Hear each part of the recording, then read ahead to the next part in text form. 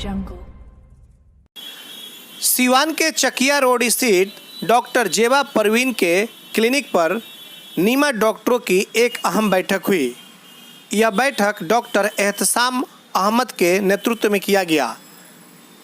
इस बैठक में एक प्रेस कॉन्फ्रेंस भी किया गया, जिसमें नीमा के डॉक्टरों ने सीधे तौर पर प्रशासन को आड़े हाथे लेते हुए कहा कि प्रशासन एकाएक छापेमारी नीमा डॉक्टरों के यहाँ कर दे रही है, जबकि प्रशासन को जानना चाहिए कि नीमा डॉक्टरों का जो किस तरह से नर्सिंग होम चल रहा है और किस आधार पर प्रशासन कह रही है कि अवैध तरीके से नीमा डॉक्टर नर्सिंग होम चला रहे हैं। उन्होंने कई छापेमारी की बातों को भी रखा, जैसे कि मैरवा में माँ दुर्गा चिकित्सालय में छापेमारी हुई। उन्होंने साफ तौर पर कहा कि माँ दुर्गा चिकित्सालय में जो छापेमारी हुई है पूरी तरह से वो गलत है। हालांकि डॉक्टर एहतसाम सहित कई नीमा के सदस्य भी वहां पर प्रेस कॉन्फ्रेंस में मौजूद थे और इन सभी लोगों ने जिला प्रशासन को आड़े हाथों ले लिया। उन्होंने सीधे तौर पर यह कहा कि जब छापेमारी अगर करना ही है, अगर कोई नर्सिंग होम में गलत काम हो रहा है नीमा डॉक्टरों के यहाँ, तो पहले आपको जांच करके और एक नोटिस भेजनी होगी, उसके बाद कार्रवाई करनी होगी। ऐसा नहीं कि आप अचानक पहुंच गए और छापेमारी कर दिए और फिर क्लिनिक को सील कर दिए। सवाल यह उठ रहा है कि आखिरकार ऐसी क्या नौबत आ गई कि नीमा डॉक्टरों को प्रेस कॉन्फ्रेंस करना पड़ा और जिला प्रशासन के खिलाफ बोलना पड़ा। अगर जिला प्रशासन के लोग नीमा डॉक्टरों के अगर छापेमारी कर रहे हैं या जांच कर रहे हैं तो इसमें गलत क्या कर रहे हैं? अगर जाहिर तौर पर अगर वो गलत तरीके से नर्सिंग होम नहीं चला रहे हैं तो ये सही बात है कि नर्सिंग होम सील नहीं होना चाहिए।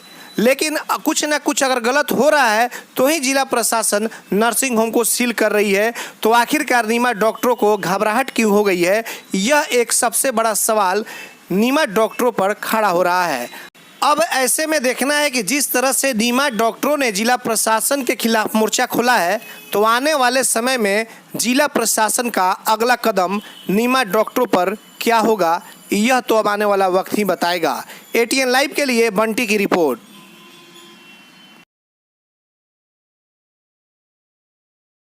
ज्ञापन सौंपा है, उसमें सारी बात हमने लिख दिया है। उस पर प्रशासन द्वारा जो लिखे हैं, जो मांग हमारा, उस पर कार्रवाई हो और उसी हिसाब से चिकित्सकों पर जो काम करना है काम हो, उसके खिलाफ न जाएं। हमारे दल में चिकित्सा पदाधिकारी हमारा होना चाहिए, तब या नोटिस भेजा जाए, नोटिस दे करके तब उसके सर्टिफिकेट का मांग किया जाए। अगर नहीं मिलता है निश्चित तिथि के अंदर तो उस पर छापा मारा जाए, चाहे जो भी कार्य करना है करें। प्रेस कॉन्फ्रेंस का उद्देश्य क्या है आपका? ये हमारा अधिकार प्राप्त होने का उद्देश्य है। मेरा अधिकार प्रशासन द्वारा, चाहे जो भी मुझे अधिकार मिला हुआ है बिहार सरकार से, भारत सरकार से, वो मुझे मिला। प्रशासन द्वारा किस तरह कार्रवाई की गई थी और आप क्या चाह रहे हैं? प्रशासन द्वारा ये कार्रवाई की गई थी कि सर्जरी लोग कैसे करते हैं, जबकि 1951 के गजट में हेल्थ डिपार्टमेंट ने सर्जरी करने का साफ साफ लिखा हुआ है ना, वो उन लोगों के पास नहीं है। वो हम लोगों से मांग रहे हैं कि सर्कुलर लाइए। प्रशासन के पास सब सर्कुलर नहीं है तो फिर कैसे जांच करने चली जाती है? प्रशासन का ये आरोप है कि अवैध तरीके से चलाया जा रहा है जी। आखिर आप क्या कहना? ये हम ये कहना चाहते हैं कि इस तरह का काम ना हो। प्रशासन के पास अपना सर्कुलर स्टेट से मंगवाए और देखे, और जिस क्लिनिक को जांच करना है उसके पहले पत्र लिखे कि हाँ इतना अमुक तारीख के अंदर अपना सारा सर्टिफिकेट जमा करिए। अगर वो चिकित्सक नहीं जमा करता है तब उसके ऊपर कार्रवाई होनी चाहिए। मैरवा में जो कार्रवाई हुई उसमें ये था कि फर्जी तरीके से नर्सिंग होम चलाया जा रहा है, कई डिपार्टमेंट थे उसको भी सील कर दिया गया जी। तो जब इस पे आपका क्या कहना है? क्या ये कहना ये है कि चल रहा था या फिर क्या वो सही था? नहीं, वो सही है। 2009 में 3/9/2009 को तत्कालीन जिलाधिकारी ने जांच कर और उनको सामान्य शल्य क्रिया करने का आदेश दिया गया हुआ है। अच्छा। उसके बावजूद भी वहाँ जा कर के और परेशान किया गया, चेंबर सील कर दिया गया है, ओटी सील कर दिया गया है। और ये बात है कि एक अपराधी की तरह पूरे क्लिनिक को घेर करके रखा गया 3 घंटों तक। एक चिकित्सक अपराधी नहीं है, उसको किसी तरह से कुछ जो भी मांगना है कानून के तहत मांगा जाए, यही हमारा मांग है। प्रशासन का ये कहना है कि हम लोग उसी क्लिनिक को सील किए हैं, उनको समय दी गई थी, कागजात मांगे गए थे, उन्होंने सुलभ नहीं किया। तब 2009 में खुद उसने दिया है 2003, और आप ही आदेश दे रहे हैं और आप ही के ऑफिस में इसका प्रमाण नहीं है, तो कितनी बार देगा? वो आपको वही दिखाया जा रहा है, आप उसको नहीं मान रहे हैं कि आप ही के ऑफिस से ये आदेश दिया गया और फिर आप उससे इग्नोर कर रहे हैं कि नहीं इसका हार्ड कॉपी लाइए, तो ये लाइए, तो वो लाइए। ये फाइल के अंदर हार्ड कॉपी। हमारा नाम डॉक्टर चिराग अली है, हम NIMS सिवान के प्रेसिडेंट हैं। किसी चिकित्सक को नहीं दिया है। आपको नोटिस मिला है?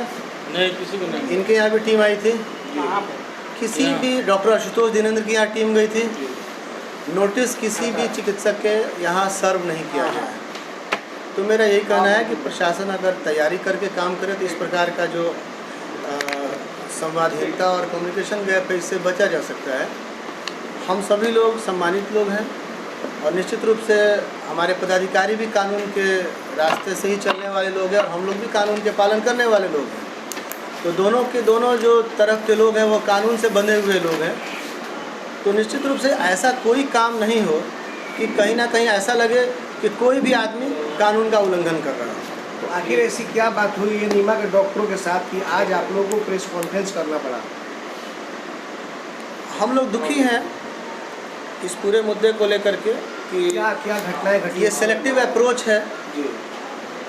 आप इस प्रकार से जब छापेमारी करने कहीं जाते हैं तो कहीं ना कहीं उस पूरे क्षेत्र में एक संशय, एक शंका, उस चिकित्सक की मान सम्मान, प्रतिष्ठा, उसके व्यक्तित्व के ऊपर एक ज़बरदस्त आघात पहुंचा के आप आते हैं। फिर उसको संभलने में मानसिक रूप से भी काफ़ी समय लग जाता है और उसकी सामाजिक प्रतिष्ठा का कितना हानि होता है आप खुद अंदाज़ा लगा सकते हैं कि जब एक बार अखबार में छप जाता है फर्जी चिकित्सक की श्रेणी में उस चिकित्सक का नाम, तब वो डिग्री लेकर घूमता रहे अपना, समाज में कितने % लोग उसी माध्यम से, उस छापामारी दल के रिपोर्ट के माध्यम से उसको उसी दिन मान लेते हैं कि ये फर्जी डॉक्टर है। तो कहीं ना कहीं इस प्रकार की जो जल्दबाजी की जाती है, इस जल्दबाजी से बचना हमारा मांग है कि इस जल्दबाजी से बचा जाए।